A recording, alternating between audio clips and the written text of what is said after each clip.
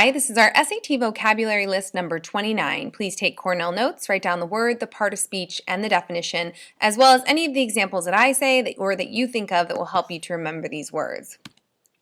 Your first word is allege. It's a verb. It means to assert to be true. And often it means to assert something without proof or to declare with positiveness that something is true, but maybe there's no proof behind it. So you might hear a phrase like to allege a fact, to kind of assert something as fact, maybe without the proof there. Yet when you talk about the word allege, it often happens in a formal manner, like in a courtroom. So you might hear the word, allege as alleged testimony, which is actually describing the testimony. Or a person under oath might allege that their testimony is true. The second word is autonomous, and this word describes something or somebody who is self-governing. And if you break down the words, auto actually means self, and nom in Greek actually means law, custom, or order. It's a Greek root word. And so anything that is basically governing, has law, order over themselves is autonomous. So in the United States, right, the United States gained autonomy from Britain July 4th, 1776, when the Second Continental Congress declared the United States independent and signed the Declaration of Independence, and that's why we celebrate July 4th as Independence Day. But that's when we gained our autonomy as a nation. 3 is culpable, and something that is described as culpable is deserving of blame. It is guilty, blameworthy. So this scene is clearly a disaster created by these two dogs, and the dog, particularly in the front of the scene, looks very culpable, very guilty, realizes maybe this was not a good idea once the owner has returned. 4 is erratic, and erratic describes something that is irregular or deviating from what's considered normal. Synonyms with erratic might be eccentric or odd. So erratic behavior tends to be fairly unpredictable behavior because it's not regular, it's irregular. So this picture is great because not only are the eyes of this cat erratic or irregular, but cats in general tend to be fairly erratic. I have a cat of my own, and he will sleep all day and then randomly in the middle of the night do hot laps around our house and dive bomb me on my bed. So he doesn't do it every night. His behavior totally changes day to day, but he's extremely erratic. I can never predict what my cat Bandelion is going to do next.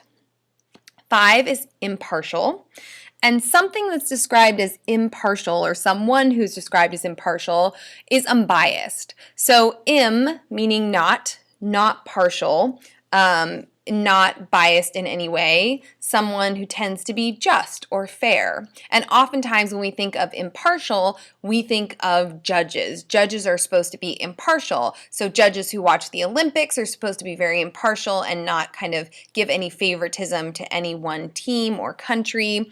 I'm a big fan of Dancing with the Stars, and so you have the Dancing with the Stars judges who are supposed to be very impartial in the way that they score the celebrities' dances. 6 is intangible, and again, in meaning not, intangible, not tangible, not able to be touched, or not perceptible to the touch. So if you cannot touch it, it's intangible. So I love this picture of this woman. She's clearly lost in thought, and those thoughts are intangible. You can't touch them, you can't feel them the way you could feel her ridiculously beautiful hair, right? So they're intangible, not able to be perceived or felt by touch. 7 is maternal. Someone who is described as maternal has a a mothering quality. This word actually means pertaining or particular to or peculiar to a mother or motherhood. And so someone who is maternal might have kind of those mothering instincts. You'll hear the phrase maternal instincts a lot. So there's some women who, from the time that they're young children, they tend to be very maternal. They take care of their siblings, they watch out for other kids, they're very mother henish. And then there's some people who aren't very maternal. So they have a child and it doesn't come super naturally to them and they have to really work at it. So maternal just describes something that pertains to being a mother, to motherhood. And here's an example. We have a mother putting on her child's mittens. Clearly it's cold. Those mothering instincts are coming out, and she wants to protect her child from getting really cold fingers and being uncomfortable. You also can think of the word, or you hear the word maternal used to describe someone who is possibly coming from your mother's side of the family. So if you refer to like an aunt as your maternal aunt, that is the aunt, your aunt on your mother's side of the family.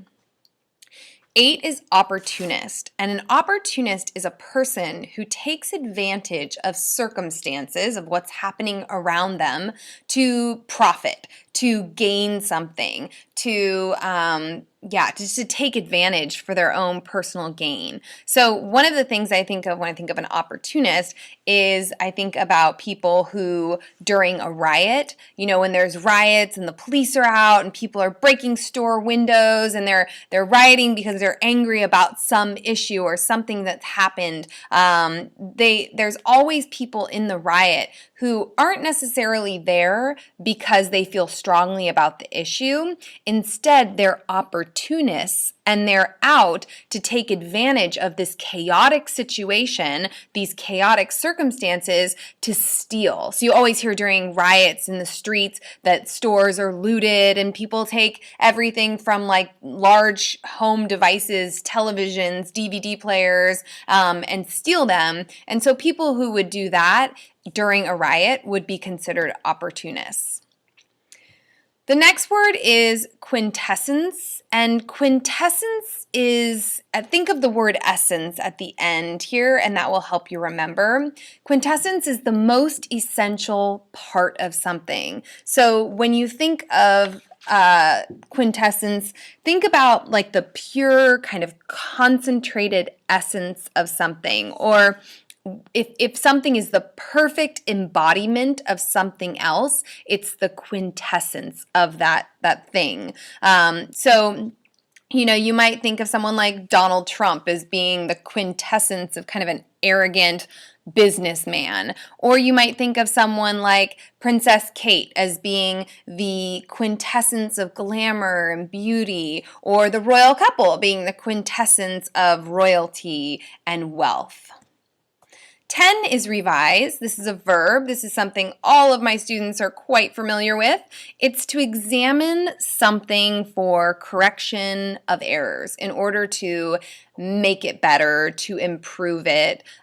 So whenever you get an essay back from me and I ask you to edit, to revise, I want you to look over that essay. I want you to see the comments that I've made. I want you to take those comments to try to make the essay better, to revise it, to improve on those elements where I've left you notes. And even in my own writing, because this is an example of actually one of the pieces I was working on that I was editing myself, I make lots of red notes and red markings and notes to myself about aspects of my own writing that I need to revise, because writing can always get better. 11 is stature, and stature is a noun, and it just means the height, the natural height of something. So the definition, the SAT definition says the natural height of an animal body. So just the height of something works. Here's an example of a Hollywood height chart, and you have a bunch of actually very tall men because it goes from about 6'7" to down to 6 foot tall, which is very tall on the spectrum of heights, but a breakdown of these individual men and their stature. 12 is tendency, and I underlined the word tend because when you tend to do something, it's a tendency, right? So tendency is a noun. It's the direction or inclination as towards some object, towards some end. So it's our natural inclination. So me, I tend to be kind of naturally impatient. I have a tendency to be an impatient person. I am going through kind of an interesting little dilemma with my son Maddox, who every time I want to take a picture of him, he has a tendency to make a bizarre, silly face that then I end up capturing on film forever. So I'm hoping this is a temporary tendency, but I don't know. 13 is venerable. Venerable describes something that commands respect, that commands high esteem, that merits, that it's really earned this high level of respect and esteem. And so a person, who could definitely be described as venerable would be the venerable Martin Luther King Jr., right? We even have this what do I'm going to call it? It's, this sculpture of him. I know that's actually not the word I should be using for this, but basically this kind of testament to him where, you have Abe Lincoln's memorial. Oh, the Martin Luther King Memorial. Thank you very much. Okay, so the memorial here to remember him because he is such a venerable figure in our history. 14 is reconcile. It's a verb, and it means to cause, usually a person, to accept something or to be resigned to something that they don't really want to accept, that they don't want to resign themselves to. It's not something that they desire. And so reconciling yourself to something that you don't want to accept is very hard to do. A lot of people have a hard time reconciling themselves to a death in the family. So, for example, if you have a child or a family member who goes off to fight in a war to be part of the military, there's a very real chance that that person could die for their country. And yet it's very hard to reconcile that reality when it happens, to basically accept that this person has died either fighting for or serving for their country. The last word is conundrum.